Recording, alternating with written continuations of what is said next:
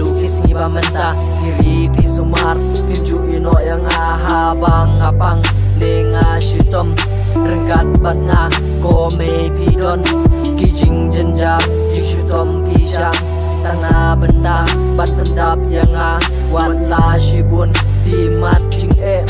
namar jonga pi yang nyale pi trei shitom metla bat sngim Pisha shutom ya uslap kasim hai ngan shem shu ha prthei ka jing it jong pi ko mei wat la nga song si ne nga kuslai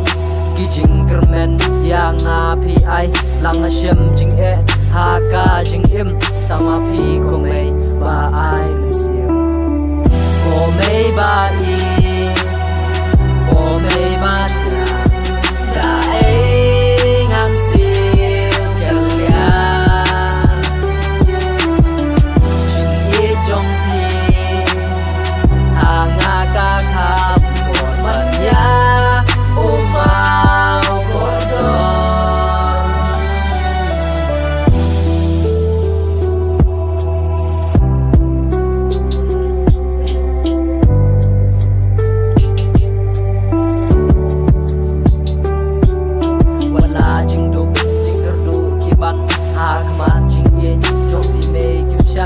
Tangban penbiang namar jonga